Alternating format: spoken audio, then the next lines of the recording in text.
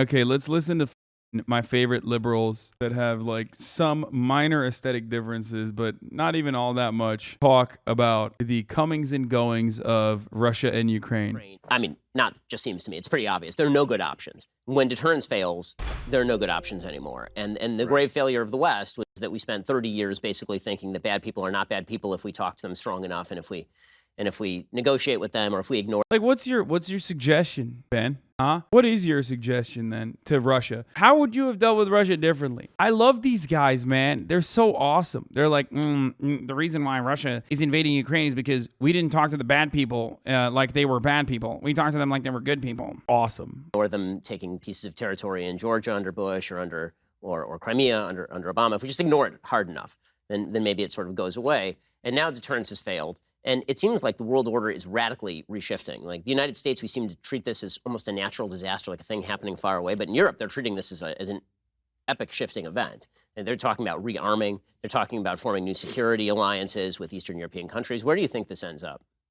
I think this is actually turning out to be, I mean, obviously what's going on for the people of Ukraine is horrible right now. But I think in the long run, I think it's going to be a good thing because, first of all, Putin is being shown to be way less strong than we thought he was. I mean, this is, I don't know what the opposite of blitzkrieg is. Quagmire. Yeah, I mean, he's quagmiring. Yeah. Right. It was supposed to be a cakewalk. So was Iraq. You know, I'm so surprised that he actually did it because it wasn't really necessary.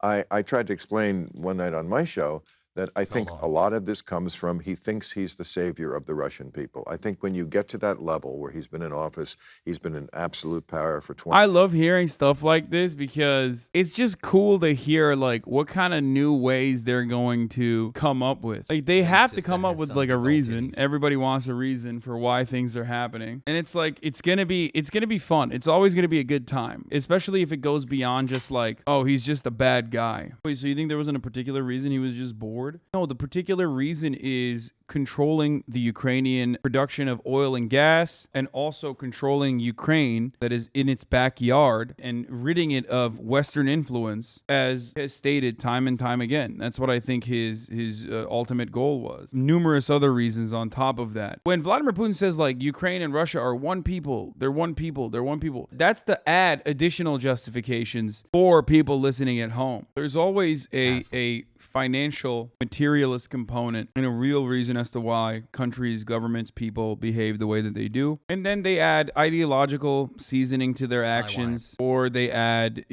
spiritual reasoning to their actions. Whatever it takes to sell the idea. Yes, the Russian state moved to Moscow, but it's almost similar to the way Kosovo. I mean, when Milosevic started the Balkan Wars, it was all about, the year was 1989. It was the 600th anniversary. In that part of the world, that's like yesterday. That's so foreign to the way Americans think. But it was 1389. There's this battle in Kosovo, which again, not even part of Serbia anymore, but it was the ancestral home of Serbia, and we got to get it back. And this, I think, is what Putin wants. That is what he thinks in his mind. And what he's finding out is that not only do the Ukrainian people hate him for doing this, but the Russian people hate him for doing this. They're like, are you crazy? This is not the world we live in anymore. We're on TikTok now. We can see dogs getting shot and families being torn apart and things blown up, and we're a modern country. Wait, what? Dogs getting shot? That's what, dude, white liberal brain damage. First thing that comes to mind is dogs being shot, dude. I love that. Sorry. Country or trying to be one. Look at what are you doing? So I think it's just going to turn out horribly for Russia. The question I was going to ask you is, do you think it was the right thing to not only keep NATO going after the Soviet Union fell, but to encroach right up to Russia's borders? Because a lot of people don't. And yes. I don't. I actually do think that, I think that, here's the thing. If you are going to make overtures to a nation that they should try to join NATO and then not back it up, that's the worst thing you could do. So we took sort of the worst path with Ukraine. We were encouraging them. Maybe you'll join NATO, maybe you won't Wait a minute. What the fuck? Uh-oh. Is this a good take alert? What's happening? join NATO. If you make an overture, maybe we'll consider it. And so that leaves them in an incredibly vulnerable spot because we're basically saying to them. But he's like, dude, you're a neocon, brother. There's no fucking shot. Unless I guess maybe he just feels like you can do that to smaller nations, but you can't do that to Russia. That you have to make overtures to us. And meanwhile, Russia's on your eastern border. And so Russia's looking at that going, no, we're not gonna do this at all. If you're gonna make a move, make it strong. In other words, if you're gonna have Ukraine join NATO, make Ukraine join NATO, and you make sure that they have the armaments necessary to defend themselves, and you have a mutual alliance pact. If you're an independent armed nation, by the way, right now, to me, the one long-lasting ramification of this that's incredible. No, by the way, no. He took the other side of that argument where he said you should have made Ukraine join NATO immediately and arm them, and that you should arm every other country as well and make them join NATO as well, is what he's saying. Never mind. Incredibly dangerous. If you're a non-aligned nation right now, you don't have a mutual defense guarantee with either China or Russia or the United States. How fast are you looking for a nuclear weapon right now? I mean, you are looking like hell for a nuclear weapon. Fuck. Okay, I'm back in. He's right. And you should. Weapon right now, because you don't want to be in a conventional war with a major power. Seems like Ben Shapiro has been watching the HasanAbi broadcast. That is straight out of a that is literally just in the HasanAbi doctrine. He just repeated the HasanAbi doctrine. Come on, dude. But that's not what I'm asking you. I'm asking you 30 years ago. Yes. 1991. Mm-hmm. Okay. What should we have done then? The Soviet Union fell. NATO was formed specifically to counter the Soviet Union and communism, which now was no more. Why keep that alliance going? Why not? I hate that they're not having a bad conversation about this. This is like shocking, making me upset. God damn it, dude. What the fuck? Invite Russia at that moment. Boris Yeltsin took over, right? Invite them. You're one of us now, as opposed to keeping this organization going past the point where it had. Well, the overtures were made. They just said, lol, no, obviously not. The entire point of NATO is the fuck Russia pact. A reason to be going. I mean, the question is whether you really thought that Russia. Oh, no, is agreeing with someone you don't like? No, I agree with people I don't like. Russia was going to be and develop toward being a friendly nation to the West or not. If you were skeptical. But that caused them not to be. I mean, I wonder if that's the case. I mean, Jesus Christ. This is some Bill Maher, like the people were brave for flying the planes type take right here. Well, we'll never know. But if they had disbanded NATO and said, look, we're all capitalist countries now. We're not fighting communism anymore, and we're not fighting the Soviet Union because it doesn't exist. So we should stop having this organization which treats you like the enemy and bring you in. So I disagree to one extent, which is that you'll notice that there are a bunch of nations that Putin has attempted to invade. Not one of them is a member of NATO. So I think Latvia, Lithuania, and Estonia would all be Russia right now if we had gotten rid of NATO. I mean, Finland has been bordering Russia since 1949 as a member of NATO. All of these nations. Wait, as a member of NATO? Wait, what? Wait, he just making shit up. Like, did he just realize that, like, Finland's existence kind of destroys what he meant with, like, Latvia and shit? So he had to just lie about it and be like, Finland's been there since 1949 as a NATO member nation. That's just a lie. You just straight up made that up. It's 2022, and Finland is still not a part of NATO. And also, Finland's existence as a neutral country up until this point kind of disproves Ben Shapiro's theory, which is part of the reason why he's saying Finland is not part of NATO, but he's right about the Baltic states. They'd 100% be part of Russia if they were not NATO right now. I mean, dude, I hate to admit this, but it's 100% yes, they would. They literally would. There would be some kind of fucking Russian pact or ones that have existed that would absolutely add the Baltic states into it. Straight up. They would. 100%. But Georgia isn't? Yeah, because Georgia was invaded after George W. Bush said Georgia and Ukraine should be invited into NATO. That's when Georgia got invaded by Vladimir Putin. So should NATO exist? I'm confused. No, I don't think NATO should exist. I think in the absence of NATO, I mean, this is like literally we're doing complete fucking revisionist history here. If NATO wasn't built, if the Marshall Plan was implemented exclusively, not for influential gain amongst Western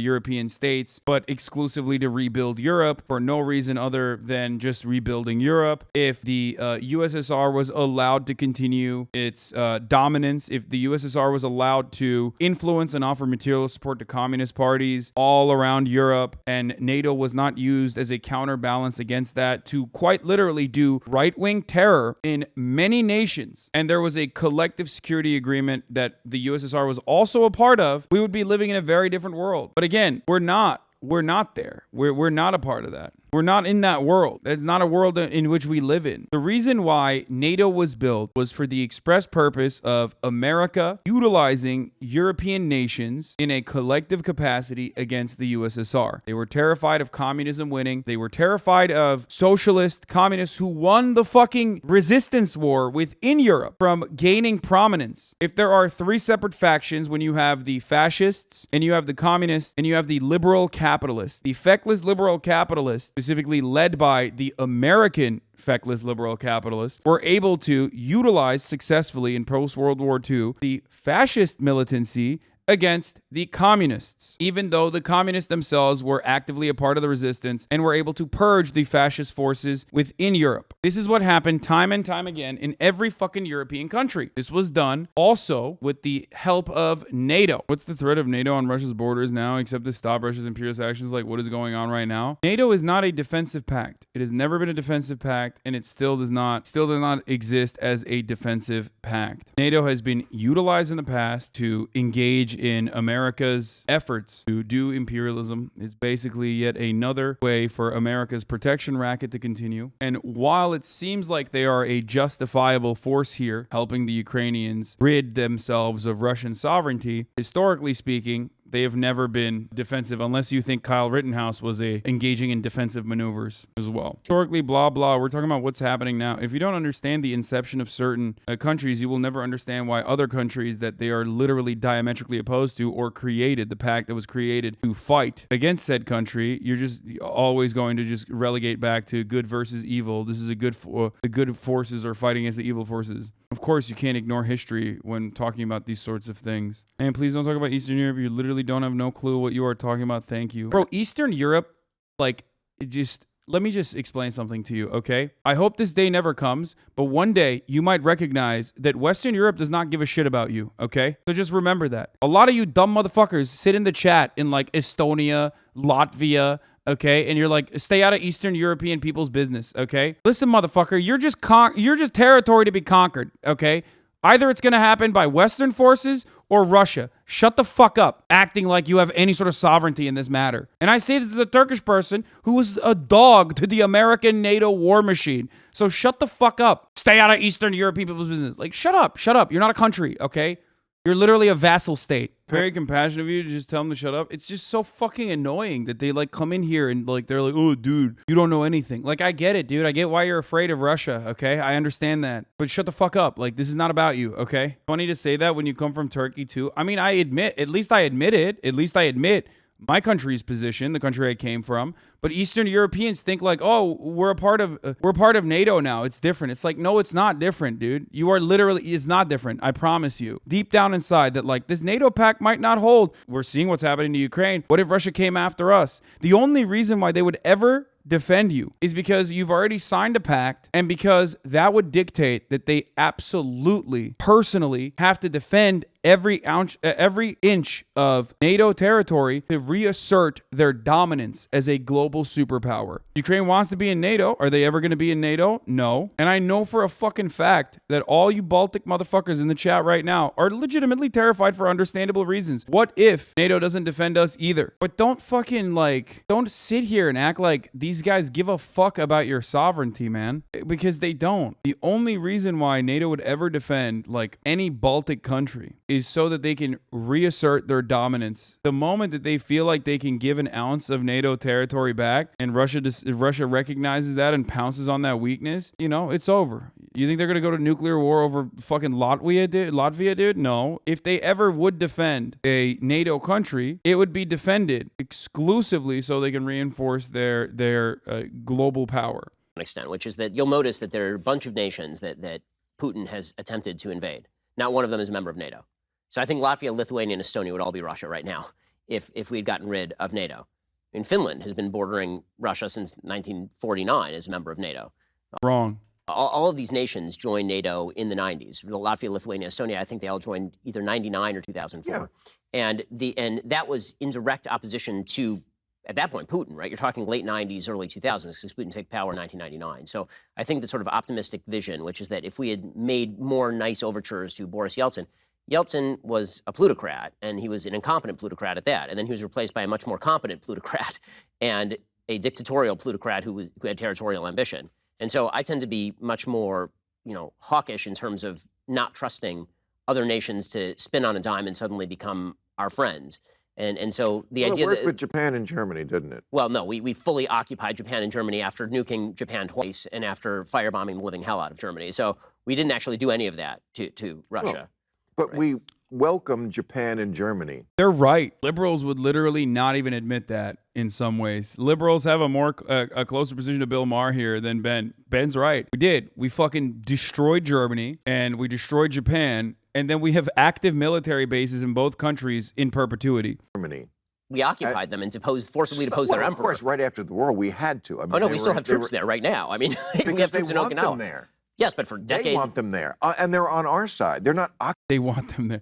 Okay, here's the thing. First of all, Okinawa literally couldn't be further than the truth. I can't speak for Ramstein. I can't speak for Germany, but pretty sure Japan does not want American troops in Okinawa, okay? Now, the main reason why our allegiances continued with Japan and Germany, though, is a material one. It's not because of some fucking idealistic, like, spiritual notion. The real reason why Japan and, the Japanese actually despise the military base, I'm pretty sure. Like, they literally are terrible. Anyway, so part of it is because, one, a lot of money was given to these countries after we fucking reduced them to rubble. And two, they're in a trade partnership now. Like, it's good business. That's the real reason. Trade is the real reason why these countries can work alongside one another, and not necessarily because like they are ideologically libtards now or some shit. Occupying them. They're not treating Germany and Japan as an enemy. We treat them as an ally. What I'm saying is we forcibly turned them into an ally. I mean, we literally had American troops. We still have American bases in Germany. We have no American bases in Russia. Meaning the idea that we were going to take bases. I love that. I love Ben Shapiro's idea is like might is right politics, but like when someone else does it, he's like, no, it's unacceptable. I mean, the way Ben's talking about like Germany and Japan, like industrial powerhouses, like Russia can't even talk about like the Baltics that way. But when you are living in the imperial core, this is what you can say and get away with and totally be justified in saying. And people will literally turn around and be like, you're so right, dude. You are so right, King. Is in Germany to fight Russia, to fight the Soviet Union, which doesn't exist anymore. Yes, but in the aftermath of we fully toppled the regime. And then we proceeded to occupy and help reconstitute the government in that regime. We had to occupy them right after the war. I'm not making the argument against occupation of Germany or Japan. Okay, the point I'm making is we occupied them until they were able to stand on their own feet, and then we left. The bases there were for them because they we didn't. We did not. No. We're our allies now. Well, I mean, we needed to keep the bases there also in order to encourage Japan, for example, not to go after nuclear weapons. The idea is we'll defend you so you don't have to defend yourself. We don't want you rearming militarily. Right? We built an entire European Union and EC. Yes. We also made... Ben on foreign policy is pretty funny because he sometimes will have the premises correct, but then there's a secret premise that always is working behind the scenes that allows him to get to the exact opposite opinion that normally a human being with like a working part of their brain that allows them to feel empathetic thoughts would arrive at. And that part, of course, is the racism puzzle piece or the American exceptionalism puzzle piece that literally just always, he's just like, we have to occupy them, and then we did trade relationships. The real reason why, we can't ever have an alliance with Russia in a similar capacity is because we don't have a military base in Russia. It's like, dude, that's not the only way that you can fucking do allegiances with countries, okay? Like, you don't have to straight up have a military base in these countries to be able to work with them. In order to keep Germany down, right? That also made the emperor go on the radio and admit he wasn't a god. Right. So, I mean, there's... Try to make that speak. There's a really good book by a woman whose name escapes me right now. It's called Secondhand Time, won the Nobel Prize a few years back. And it was an oral history of Russians talking about the Soviet Union post-Russia. So it's just her interviewing a bunch of people who are standing around in 2000 talking about what the Soviet Union was like. And there's one particular interview that's really striking where she's talking to an old Soviet who had been imprisoned, tortured in Lubyanka by the KGB, who'd had friends and family members shot by the KGB, and ended up, or the GRB at the time, and ended up, GRU at the time, and ended up in World War II seeing a person who'd tortured him. And the person looked at him and said, we're both Russian. And he says, I don't understand the world I'm living in. My kids want Levi's and they want radios. Why can't we have that Russian greatness back? And I think the biggest mistake the West makes generally, and this is true with Russia today, it's true with China as well, is that we tend to think that everybody wants the same things that we want. They want material well-being. They want longer lives. They want their kids to go to good schools. Wait, what does China and Russians want that's not that? On a fundamental level, unfortunately, I think that that's not always true. I think that... What? Bro, what is he saying right now? Bro, what is he fucking saying? Stop. Not always true. I think that there are a lot of people who want... George Orwell wrote this about Hitler in 1940. He said, one of the reasons Hitler's successful is because what Hitler realizes is something that we in the West don't, which is we say we want a washing machine and we want a nice radio. What Hitler understands is sometimes people want blood, struggle, toil, and tears. Yeah. And if they don't want that, then it takes them a while to realize that the cost of that is too high. And maybe that's what we're seeing right now in Ukraine. We can hope is that the Russian people are beginning to realize. The Russian people, by the way, 5 years ago were polled about Stalin, and 70% of whom said, good guy. That maybe they're starting to realize. What? Dude, he went to like 11 different places with this. I don't even know where to begin. Okay. Just unhinged ramblings. Is he trying to say that people in Russia and China don't actually want comfort, safety, and security? Does he not realize that a world that is dominated by America, what people want and how their states operate at the behest of those desires, if those desires are in line with what the state is doing, let's say, is the death and destruction of the United States of America. I just want to point that out. Like, wanting to, at the very least, end America's dominance and saying they want safety and security is not, it's not in contention with one another, okay? That is actually, as a matter of fact, totally in line with those wishes. I just want to point that out really quickly. Okay, I want people to understand. If like the Chinese people's interest is about like safety, security, or if the Russian people's interest is safety, security, and comfort, and then their state is like, we are going to try to strike a blow at the heart of American dominance globally, then that is in line with their interests of safety and security. That's what people don't understand. It's very difficult to comprehend that from the American point of view because your state never has to fear. Like, realistically speaking, you never fear a much larger superpower destroying you. So you can't comprehend that. And oh yeah, he's right about the part where many Russians wanted back the old USSR, but it's because many became jobless and had a better life, safer and more secure under the old Russian communist regime. Yes, I understand that. But that's because the current oligarchs fucking destroyed and plundered and robbed Russian coffers. There are too many costs to this. He took. There have been multiple polls that show that Stalin is still held in fairly high esteem by a significant percentage of the population. Oh, Stalin. I thought you meant Putin. No, not Putin, Stalin. Yeah. And so... Yes, because strong man is built into the Russian culture. And I also would say this about the Russian people. Yeah, it's because strong men, dude. Wait, Americans are afraid of being invaded all the time? Hollywood built an entire industry around Americans being afraid of everything?